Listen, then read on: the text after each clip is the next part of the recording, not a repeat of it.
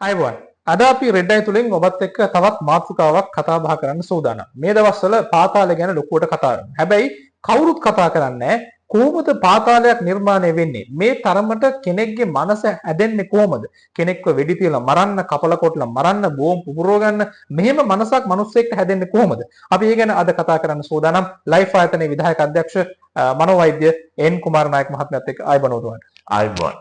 වෛද්‍යතුමනි ඇත්තටම දැන් අපි කතා කරොත් මේ ආසන්නම සිද්ධියම ගණේ මුල්ලගේ සංජීව සිද්ධියේ කෙහෙල් බද්දර පද්ම කියනවා තමන්ගේ තාත්තව මරපු එකේ පලිය තමයි මම මේ ගත්තේ කියනවා. මං හොඳට ඉගෙන ගත්ත කෙනෙක්. මං හොඳට ඉගෙනගෙන තියෙනවා. මට ඉංග්‍රීසි භාෂාව ගැන ඩිප්ලෝමා තියෙනවා. හොඳට ඉගෙනගෙන තියෙනවා. හැබැයි ඔහු ඒ තත්ත්වයට වැටලා තියෙනවා. අපි මේ සිද්ධියට ලඟු වෙන්න ඕනේ නැහැ. පොදුවේ ගත්තොත් මෙහෙම මානසිකත්වයක් කෙනෙක්ට ඇති වෙන්නේ කොහොමද? මේක ඉතාමත් වැදගත් දෙයක්. අද පාතාලය කියනොත් රූපවාහිනිය තියෙනවා.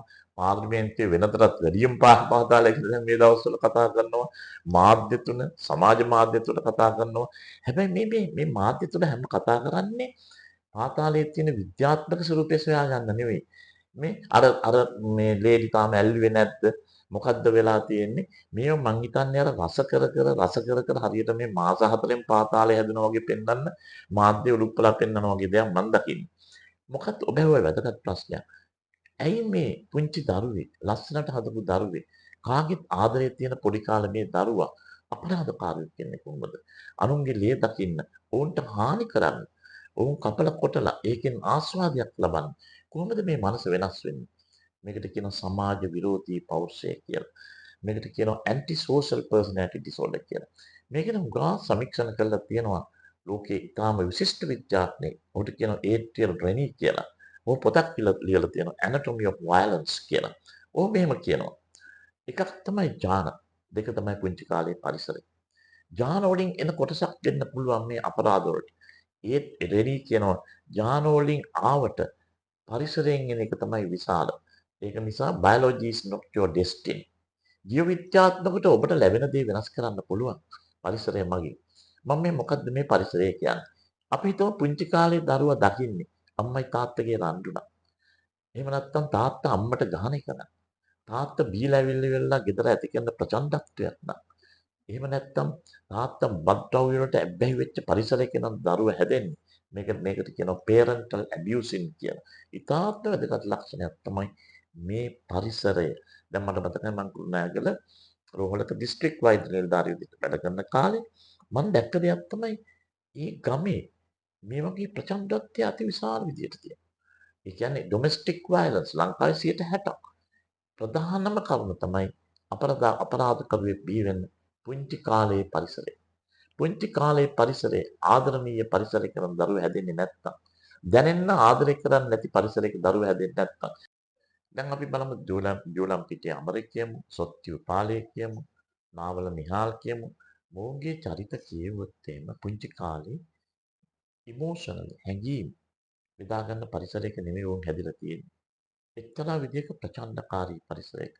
එක්ක මොවුන් අතෑරලා දමලා, තමන්ගේ පාසලෙන් ඈත් වෙලා, ගෙදරින් ඈත් වෙලා, දෙමව්පියන්ගෙන් ඈත් වෙච්ච නොයෙකුත් විදිහේ ගැටලුකාරී පරිසරයක තමයි මොවුන් හැදිලා තියෙන්නේ.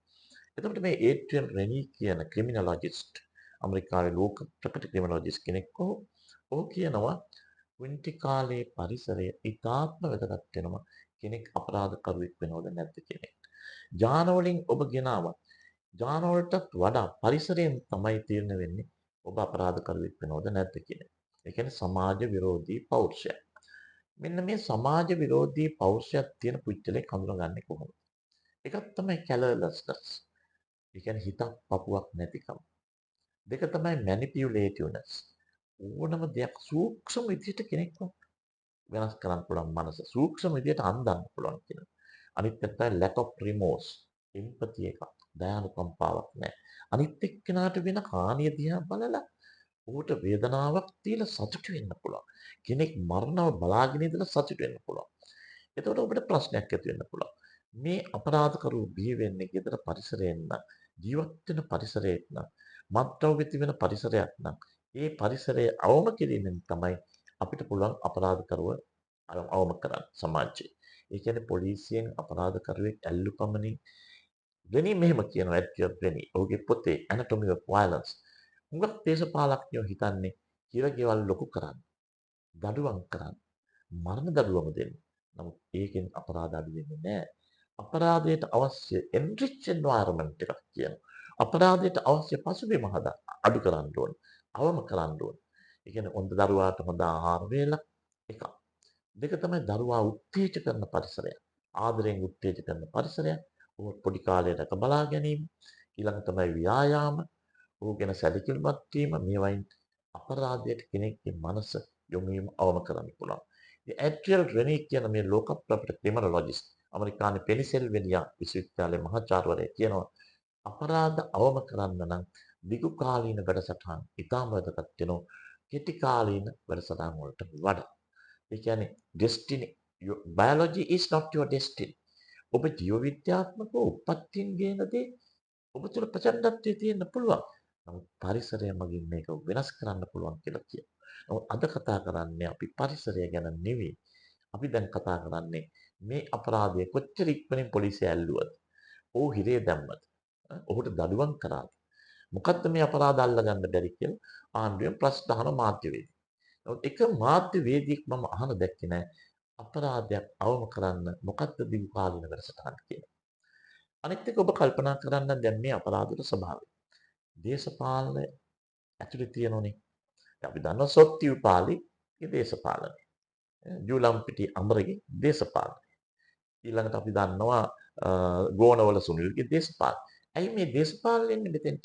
දේශපාලනය සම්බන්ධ වෙන්න ඔබ දන්නවද?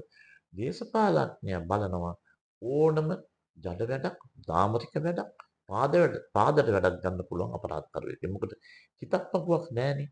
අර හිතක් පපුවක් නැති කොටස ලං කර ගැනීම තමයි දේශපාලඥය කරන්නේ. දැන් මම දැක්ක පුදුමාකාර දේවල්. ලංකාවේ සමහර කැබිනට් තීරණ තියෙන මේ අපරාධකරුවන් උසාවියෙන් බේරගන්න. සමහර අම්මලා තාත්තලා ගිහිල්ලා තියෙන තමන්ගේ ළමයා දාගන්න ලියුම ගන්න පාතාලේ ඉන්න මේ අපරාධකරුවන් ළඟට. මෙතෙන්ට දේශපාලනේ ගෑවෙන්නේ සමාජ විරෝධී පෞරුෂයන් තියෙන පුච්චලයන් මේ රටේ දේශපාලඥයන්ට කාලයක් තිස්සේ අවශ්‍ය වෙලා තියෙන ඔවුන්ගේ තියෙන මේ දේශපාලන ක්‍රමවේදය පාත්වගෙන යන. එහෙම නැතුව අපරාධකරුවෝ නිර්මාණය කරේ දේශපාලන නෙමෙයි. අපරාධකරුවන්ගේ පැවැත්ම තහවුරු කරලා තියෙන්නේ දේශපාලඥයෝ. ඒ නිසා අපිට අවශ්‍ය වෙනවා ඇත්තටම දැන් මේ රජයෙන් කරනනේ ලොකු ක්ලීන් ප්‍රොජෙක්ට් එකක් ක්ලීන් ශ්‍රී ලංකා. එහෙනම් ඒකට දිගු කාලීන වැඩසටහන් ඇතුල් කරන්න ඕන. ග්‍රාමීය මට්ටමේදී ප්‍රචණ්ඩත්වය අඩු කරන්න, කසිප්පු සංස්කෘතිය අඩු කරන්න, මිනිසුන් අතර තියෙන අපි දන්නවා දැන් මම ගමක වැඩ කරා. මම දිස්ත්‍රික් වෛද්‍ය නිලධාරි විදියට, අධිකරණ වෛද්‍ය නිලධාරියෙක් විදියට මම දැක්කා මේ ගමේ මම හිටපු ගමේ 80000ක ජනගහනයක් හිටපු ගමේ කසිප්පු හදන තැන 30ක් තියෙනවා. විකුණන තැන් 70ක් තියෙනවා. නියම ප්‍රචණ්ඩත්වයත් එක්ක යන ගමක්. ඒතකොට ඔබ කල්පනා කරන්න එවැනි ගමක මේ දරුවා පුංචි කාලේ දකින්න ප්‍රචණ්ඩත්වයනේ.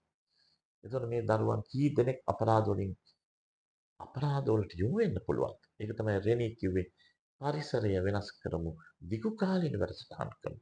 ඒක තුලින් අපිට පුළුවන් රටක අපරාධ අවම කරන්න. හොඳයි. ડોක්ටර් හරි පැහැදිලි මේ දිග්කාලීන වැඩපිළිවෙල ගැන. දැන් ඒ අතරේ ડોක්ටර් හැබැයි අපිව බලනවා වෙන්න පුළුවන් මේ වෙලාවේ. මම කියන්නේ පාතාල කෙනෙක් බලනවා කියලා එහෙමත් වෙන්න පුළුවන්. නැත්තම් තමන්ගේ දරුවා, තමන්ගේ ඥාතියා, තමන්ගේ ස්වාමි පුරුෂයා, තමන්ගේ බිරිඳත් අපි දන්නේ නැහැනේ සහෝදරයා මේ අය යම් ප්‍රචණ්ඩකාරී හැඟීම් වල ඉන්න අයගේ ඥාතීන්, යහළු මිත්‍රාදීන් එහෙම නැත්තම් එහෙම හැඟීම් තියෙන කෙනෙක් අපිව බලනවා වෙන්න පුළුවන්. දැන් මේ අය මොකද්ද කරන්න ඕනි මේකෙන් ගොඩ එන්න නම් නැත්තම් තමන්ගේ දරුවව ස්වාමියාව සහෝදරයව මේකෙන් ගොඩ ගන්න නම් මොකද කරන්න ඕනි අපි? ඔව් මේකත් ඊටාම වැදගත් දෙයක්. මේකෙනත් මනෝවිද්‍යාඥයෝ පරිශන කරලා තියෙනවා. පුංචි කාලේ දරුවාගේ හැසිරීම අඳුර ගන්න ඕන. කන්ඩක්ට් ඩිසෝඩර් එක. උදාහරණයක් වශයෙන් ඔබේ දරුවා අවුරුදු 15යි. හොරකම් කරනවා. බොරු කියනවා. ඉස්කෝලේට ගිහිල්ලා කට්ටි පනිනවා.